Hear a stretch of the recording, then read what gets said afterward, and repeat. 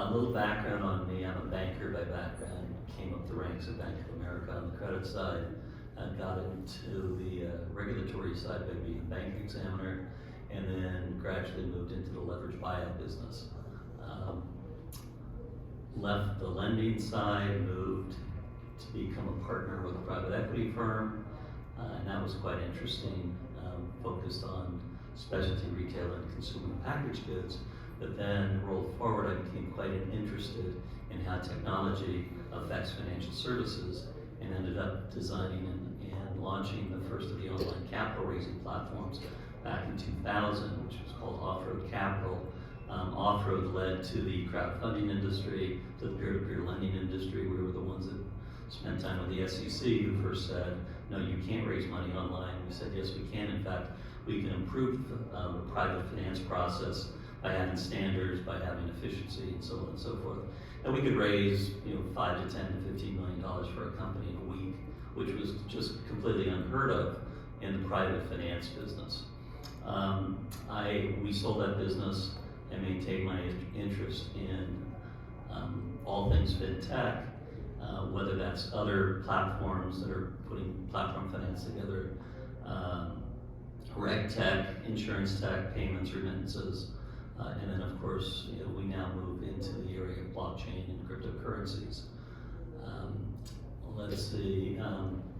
Last thing I can tell you, I'm a professor down at the University of Johannesburg with a specialty in the fourth industrial revolution, so I have to deal with certainly distributed ledgers and blockchain, but it goes into artificial intelligence, robotics, what's going to come next, sort of the convergence of the physical world, the digital world, and the biological world. And it is going to shake things up, as you probably all will know.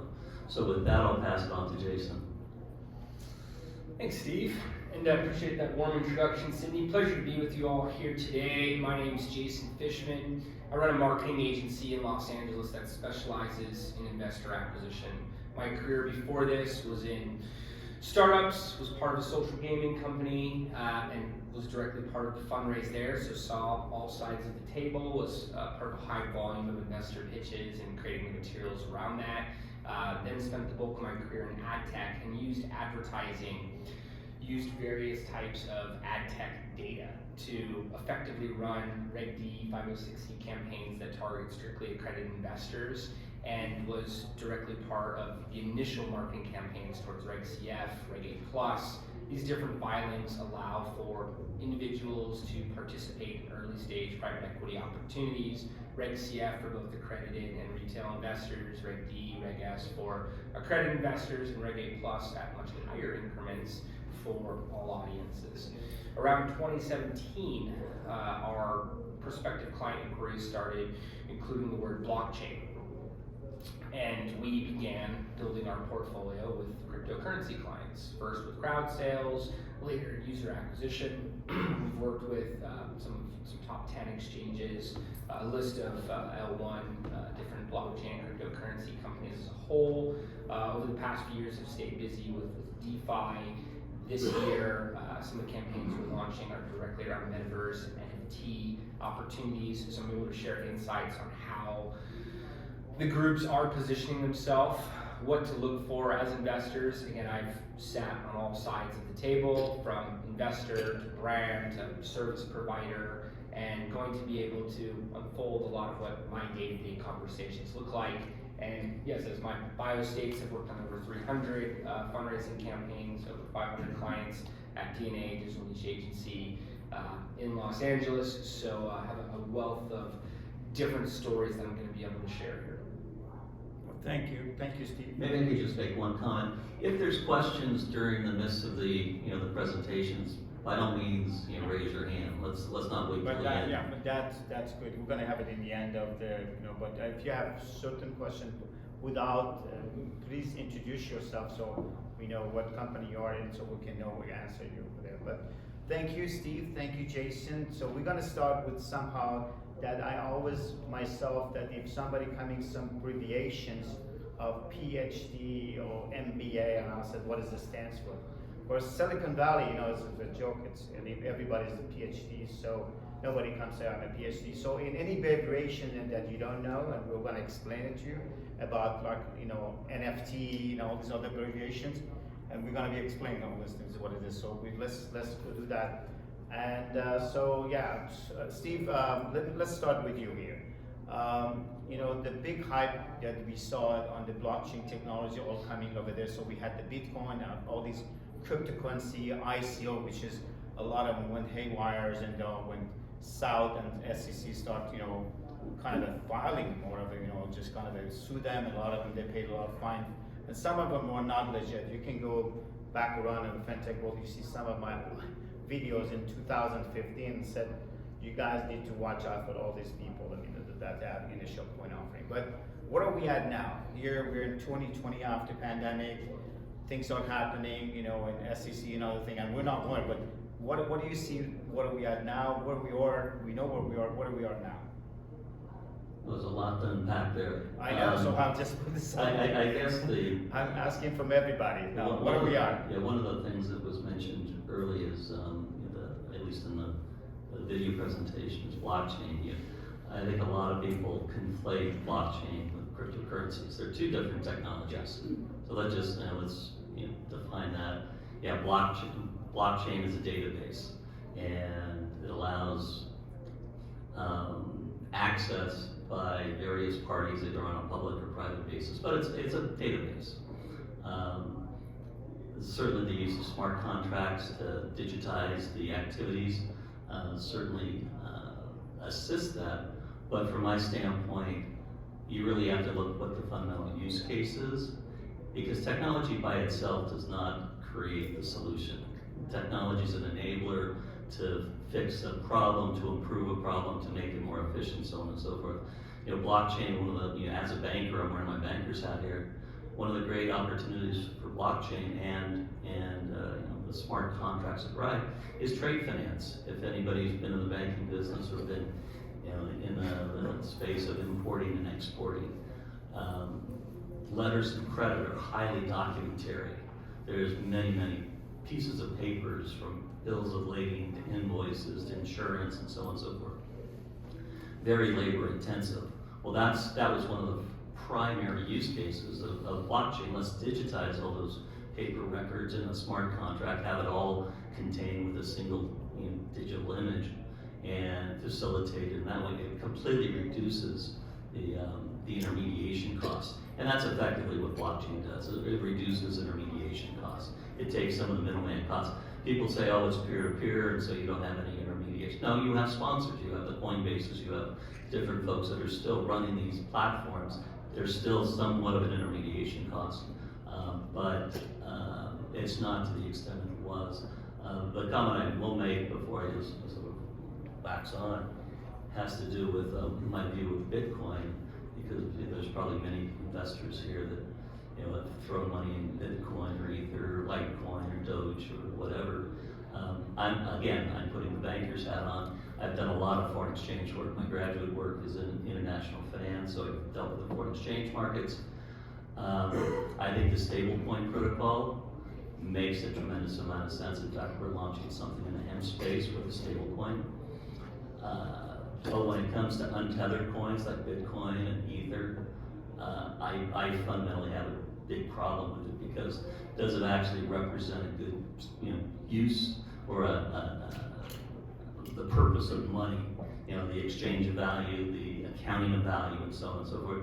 I use the example I spoke at, you guys might be familiar with Tim Draper. Tim he's a very well-known venture capitalist. He picked up the whole Bitcoin inventory for Silk Road a number of years and made a shitload of money, excuse my French.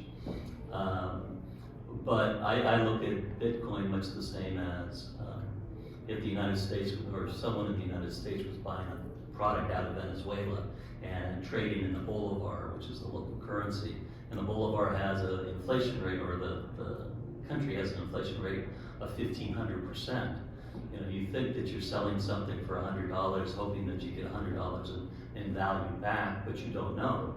You might get only 50 cents in value because it changed in the currency, and that's where I have a big problem with Bitcoin and the untethered currencies, is that they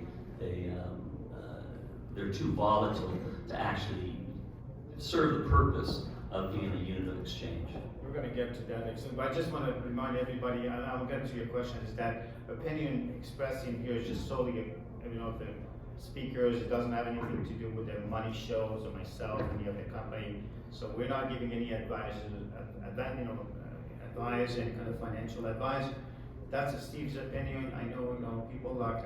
And I'm going to hold to it. Good, that's good. But we're going to waive our disclosure here that that's not my opinion. I think people like, and that's a good thing about you and I. We're friends. We always agree to disagree. So, and people like Anthony Scaramucci and other people, they buy Bitcoin, and which is type of the cryptocurrency because of the more of the cap on the $21 million.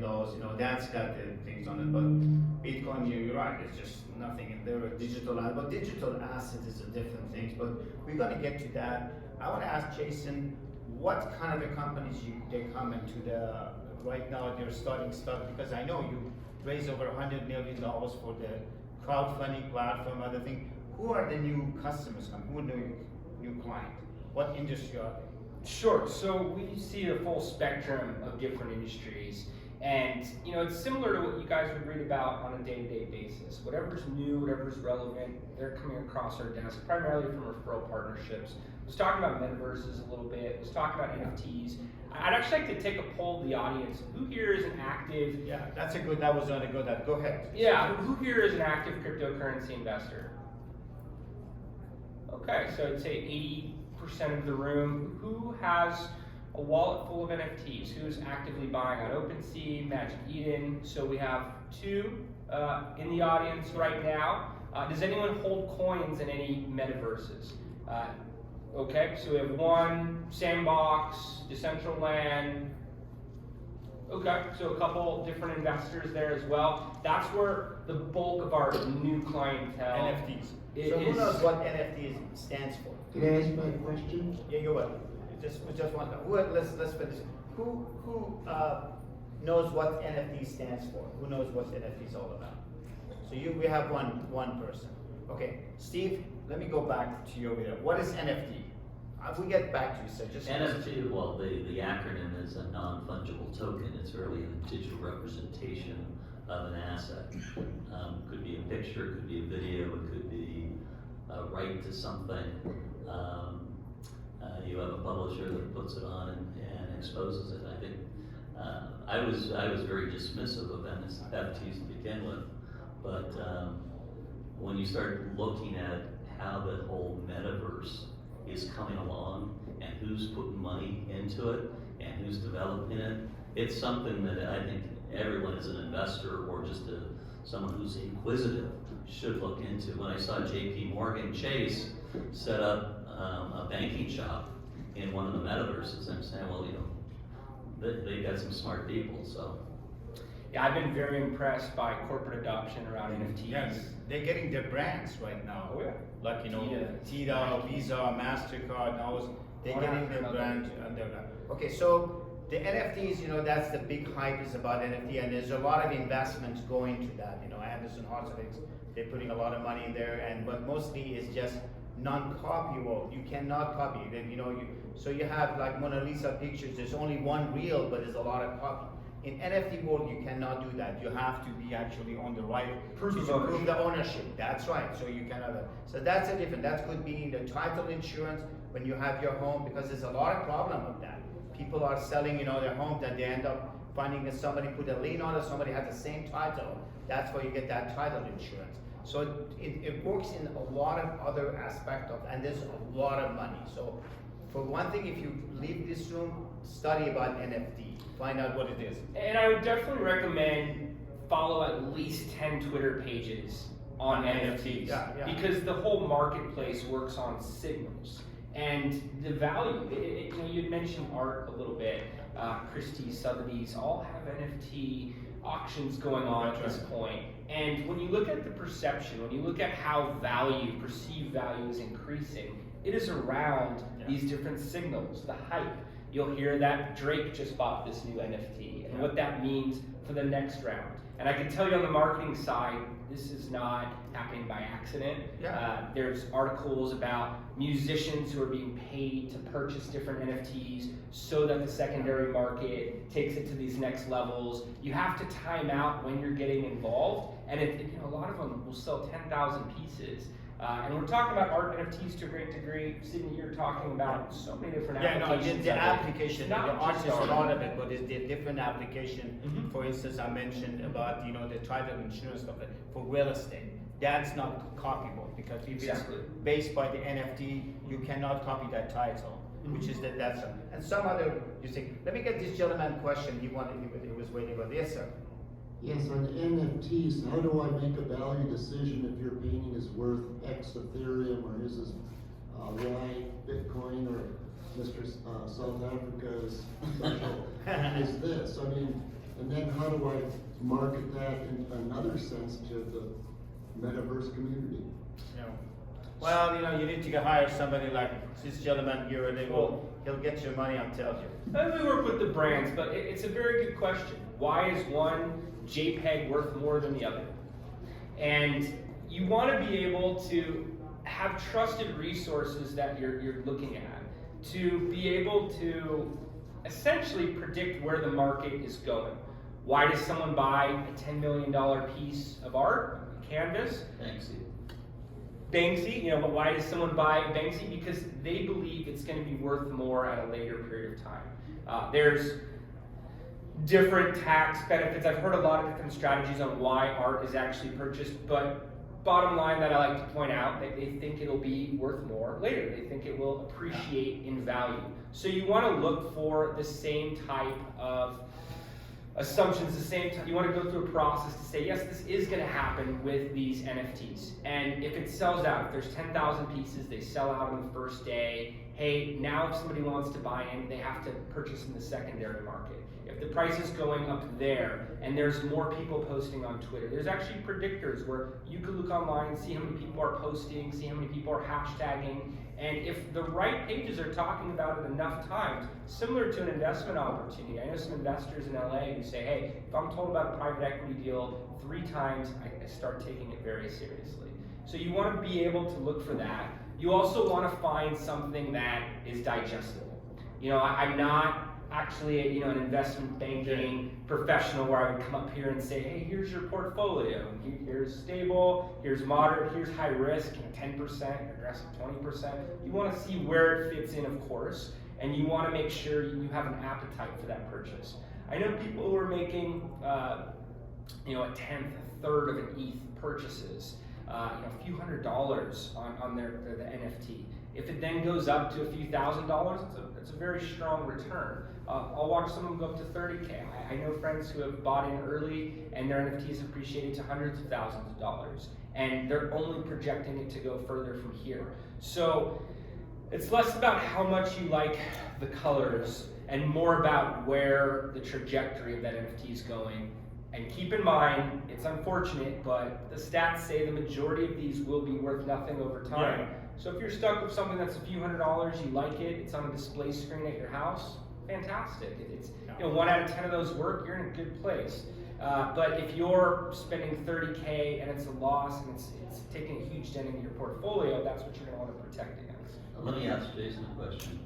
How does the NFT market compare to the other collectible markets, such as paintings, such as cars, antique cars, any of the other tangible collectibles, which it's driven by certainly supply demand, by limitation of access and so on and so forth. Question 1. Question 2, are the NFT buyers a different demographic than others in the collectible space? Excellent questions. I like how it's the 2-part as well. They were talking about advanced interviewing in the other room earlier, and it's the 2-part question they pointed out. So the first thing that comes to mind is the speed. There is a rapid pace moving with NFTs. They say cryptocurrency is volatile and moves fast, and it is, and everything you said is accurate. There's different viewpoints towards it, but it is volatile. There's no way to argue against it. The NFTs happen even more rapid succession. If you miss it by a few hours, if you're refreshing your screen and can't purchase that NFT, you can miss out. Buying the next day could be exponentially more. So the first thing that comes to mind is speed.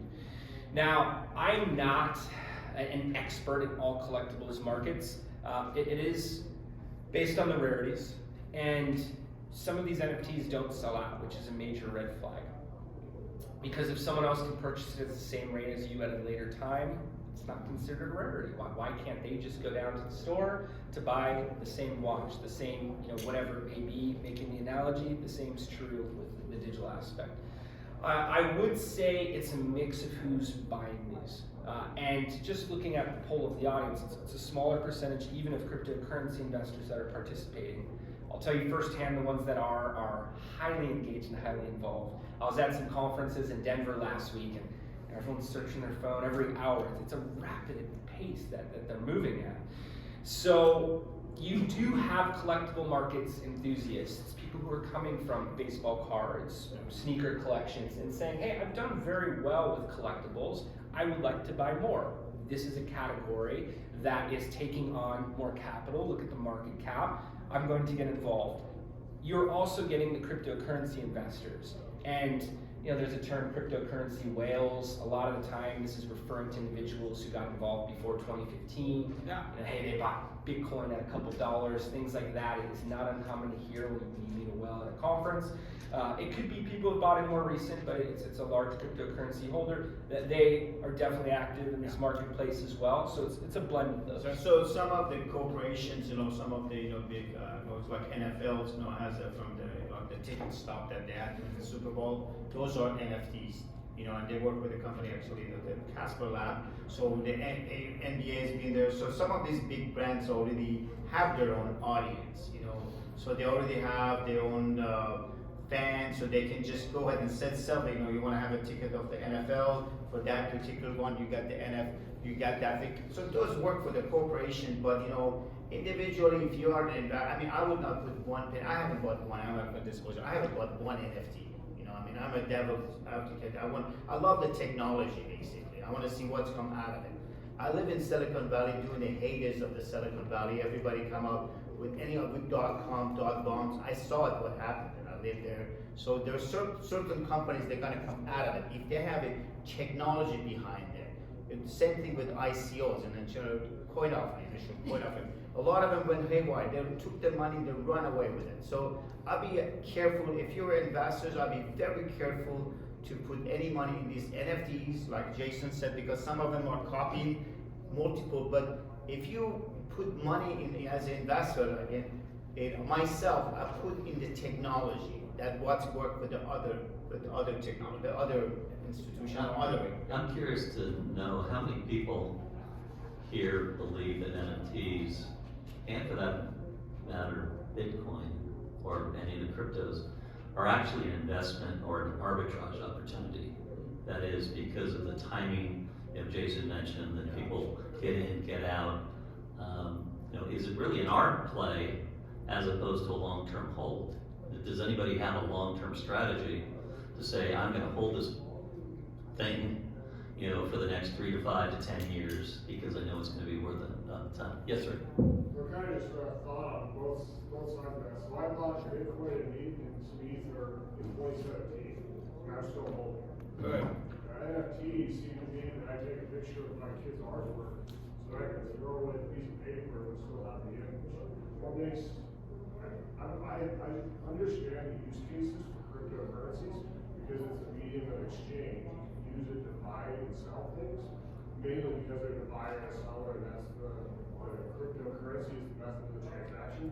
But what's the role of an NFT other than I heard it described in terms of the metaverse? If I can take my money and go buy cryptocurrency, if I go to a virtual McDonald's and buy a virtual cheeseburger, but what is it beyond that?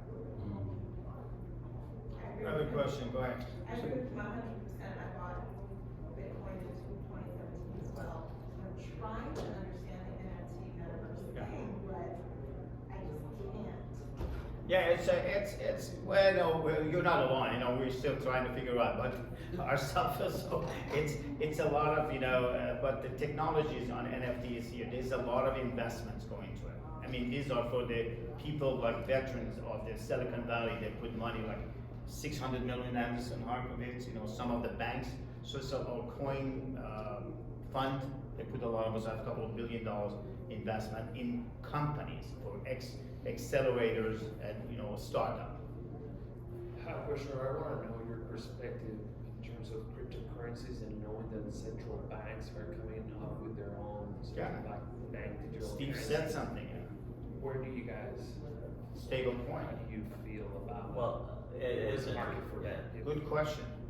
The CBDC is the central bank digital currencies, something that, there are a couple let's say a couple countries like I think Honduras and Panama and have rolled those things out already, and I think they're swallowing hard that it may not turn out the way they'd like. But in the U.S., because that's what there's a lot of discussion. Certainly, some of the contenders for Fed spots. Are they letting cryptocurrencies run for a meantime as an experiment? Well, the central bank digital currency is a little different than other cryptocurrencies because those are outside the regulated framework. The CBDCs in the United States, what they're talking about, as what's her name, Sarona. She was up before the Senate committee on a Fed spot, or no, the head of the OCC, the Office of the Comptroller of Currency. And she was advocating for a central bank digital currency for the United States. The problem with that is that if the Federal Reserve is the one that's issuing the currency, all the liabilities of all the banks, so think your deposits, everybody's going to have a bank account with the Fed. Not with Wells Fargo, not with Chase, whatever. Everybody's going to have a bank account. And so the change in the banking system would just be overwhelming. Think about it if everybody's account was with the Fed. The only way banks could fund loans is going to the Fed and say, can I borrow some money from you? And the Fed basically says, well, I don't want you to invest in oil and gas. I don't want you to invest in this and that. All of a sudden, you change the complexion of the entire banking system. And so I think a lot of folks are going, maybe that's not the greatest thing to have such concentrated power.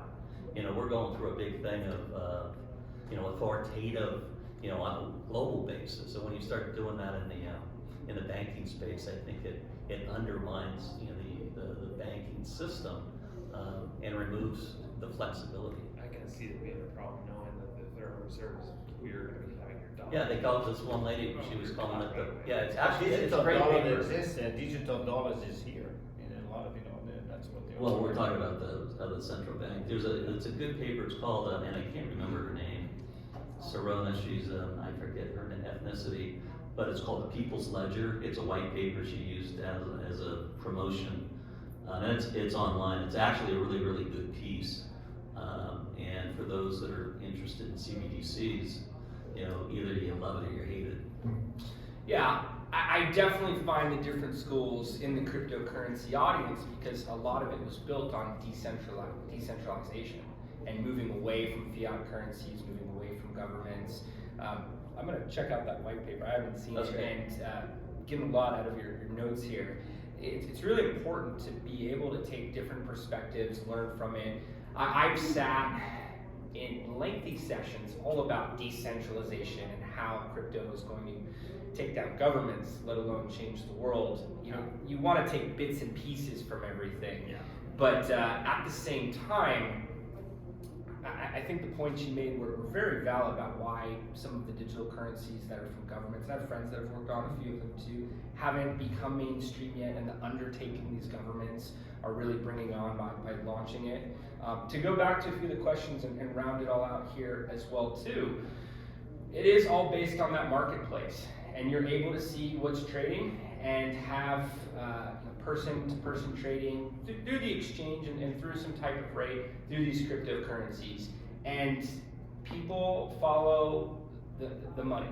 So when you hear a friend who's had an exponential return from Bitcoin, 2017, that going from August $2,700 Bitcoin price to $20K in December, and I've had friends that bought in at the top and then held, and then now are seeing a substantial return in comparison to other vehicles as well too. That attracts more people to the market. The same thing will happen with NFTs, and to bring up there, and it'll be in different formats. As you hear more and more of these stories, it will bring more audiences to the table. And it's only worth something if someone will buy it at that level. So if the buyers are there, if the markets are there, if you have access to buy it earlier, that's what fuels this. Somebody's junk, somebody else's treasure. Yeah, sure. But we're gonna go to some other topics, so we can just, Of course. enough times you have over there, because also I wanna know about the new wave of a crowdfunding, what's happening. I was myself and Steve, and we were all involved in the Jobs Act in 2012. And so we were, part of all the titles, and one of the title 3 of the Jobs Act, raising money in the capital from non-credited investors, basically. And so we work on it, that 2012, and we're very excited about it. Then the past SEC, not the other one, the other administration, the last 2 administration, they decided to hold on to that, the title, but some of the title was very good to create credited investors and other the Jobs Act. But the crowdfunding, which is Jason's been one of the experts, and it's very exciting. It's very exciting, because at that time they took 2 years and they just put a $1 million, raising money. Now it's up to $5 million on the crowdfunding, correct? About $6 million. On Reg CF, it's a $5 million cap as of March 15th, For 12 months. 2021. And you can, how many times Within you can each raise 12-month it. period. So it's a very good way. You can go to some of these, legit crowdfunding platforms, which authorized by SEC. Correct. And they have checks and balances. So if you want to raise capital for your ventures and everything, that would be a great thing. Then you need somebody like Jason to go out there to promote it out there to the non-credited investors, which is legal, basically. So then you have regulation, Reg A plus, basically of $70 million from 75. 75 and that's in million. every 12 months. So I really highly larger recommend companies. it. So I want to go back further. What's going on in state of the, with the state of the crowdfunding? And some of these crowdfunding, as you saw in the earlier video, is related, later on as SEC approved that you can do coin, basically, so people can, anybody can right now in this crowdfunding platform put Ethereum or Bitcoin as their donations? So, for various reasons, the FINRA regular equity crowdfunding portals, I'm not familiar with any that accept cryptocurrency as payment for the investment, but there are issuers, the companies issuing shares, and that you can invest in early stage that'll bonus tokens with your share. So you're buying a share and you're also getting Bonus. tokens. So it's like these credit card companies coming that, instead of rewards, you get Bitcoins. So one of those, some of it is not, something like that, basically. It's not regularly that you can put your Bitcoin as investors. You can just basically get as your, whatever it is, like a gravy, as we call it. So get there at the Bitcoin, like these credit card companies, basically. There are companies that have looked at perks, but at the Perks, same yeah. time, it's tokenized equity. Tokenized. So you're able to use that token and have liquidation benefits. And once they move to an exchange with those tokens, you could trade directly on that platform. And I'm a big fan of equity crowdfunding because it democratizes the access to these early stage deals. And there's a lot of stories around it. Imagine investing in Facebook in 2005. When I was first told about it, it was in contrast to reward crowdfunding, a Kickstarter campaign that raised a few million, and then 6 months later was acquired by Facebook for $1 billion, which was Oculus, the headset. Yeah, I was there actually. They were in one of our conferences in San Francisco, the MENA Gallery. No, but again, I want to mention to you, if anybody's here, investors in here, that you need to do your diligence. A lot of these crowdfunding platforms, they're not, equity. They're not going to make it. Obviously, they're not going to. These are high-risk investments. Yeah, So it's right there. you want to diversify even in the high-risk sections of your portfolio. But if you find companies that you believe in and have all of the right indicators, the right trajectory, 1 out of 10 of them works out. And again, this isn't financial advice. You want to look at it in that fashion. Hey, these are digestible investments. But if you I want can to use these other ones, and if one of them makes it, it again pays for all of them. But if you're a small business, if you're in ventures and you have you look at the crowdfunding platform basically. That would be very, $5 million, not small change. You can do it, you can raise it from your community. And so basically, so I wanted to wrap it up this thing. I want to take a very short question because we have only 5 minutes, but I want to get your opinion. Do you have anybody has any questions? You can't see us after the show or later on. By the way, I put that fintech world over. There's a couple of platforms that we have that. It's for the accredited investors. One of them is in a crypto film fund, which is in raising money for the film industry. We're doing a couple of the shows. Basically, one of them is, we're not all for it. It's all about the Bitcoin seduction. You can go look at the crowdfunding, it's a fintech world. Then, one of them is a trademark and one in the real estate.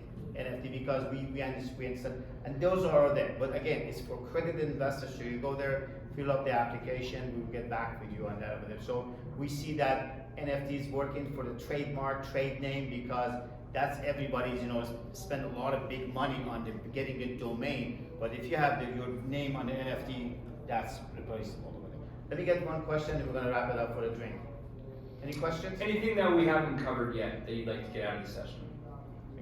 Okay, so I hope you get out of this, and if you don't, we have in the fintech world, we have some report. We're very report-oriented, and you can send because there's so many people here that have invested in Bitcoin, I'm curious to know where this audience believes Bitcoin will be priced. $500,000. A year from now. 82,000. Okay, do I hear a bigger bid? No, that's it, guys. I want to tell you that we have it's. I've been thinking higher for a while now, so it would be aggressive of me to put it out there in a public forum. I live in New York, and I live in Silicon Valley. There was a thing that said pump it and dump it. This is what's happening right now. If you can afford to buy, if you're not taking your money out of your saving, your livelihood, your mortgage, your house equity, don't do it. If you have money, put it aside. Those are the people long term, it's going to go up. But listen, I want to thank you again to all of you guys being here, and if you have any questions, you can ask me. We have our emails there, but also you can go to the FinTech World. We have a lot of report. Appreciate it. Right here. You can go right here in the fintechworld.com and send an email, and I can send it to the Jason. Jason's there, all of us there, but invest wisely. That's all I do. And good luck if you have an entrepreneurship. Thank you. Thanks, everyone.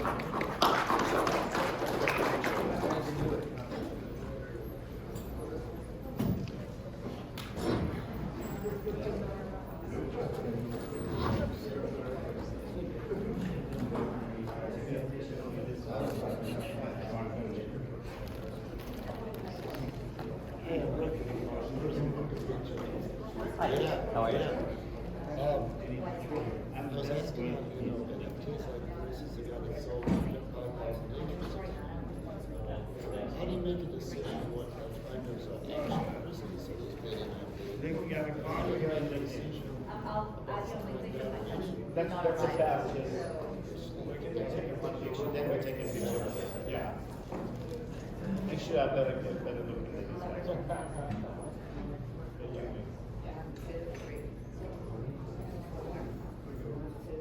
Can you take one from my shoes? See my shoes? Oh, I have. Yeah. And my girlfriend would like it. She bought that shoes. She bought that shoes for me. So. Yeah. So what is So that, then everybody, oversee how to maintain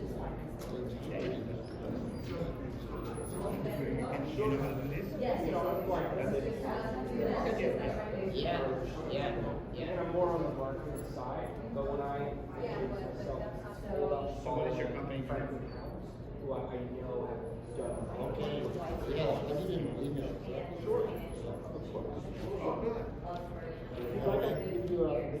What's it? Like a hoodie? You guys like a hoodie for the company? No, I know him. I don't spend time, I do stuff. The topic's pretty interesting. In fact, we've got independent of all this technology stuff. We're doing a industrial campus, where we're, Good. In Florida. Yes, but it's actually gonna be online, so There's so I'm, many you know, libraries. leading the I'm sure there's latest more. project Oh, where what you we can have do with this is, you know, community education. Good, that's very important. That's what we have at all this education. We have a platform, we have education. Yeah, I really wanna check you guys out. Yeah, check it out. That's my company, they're my advisor. generation material science. So and it's all sustainable. You know, so it gets the social impact investors, the street investors. It's good for America, good for the environment, so we're pretty excited about it.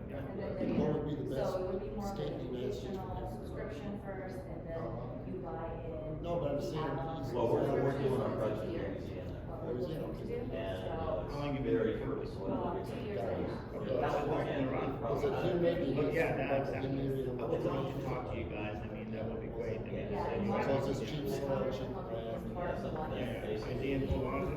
He's in Palm Beach.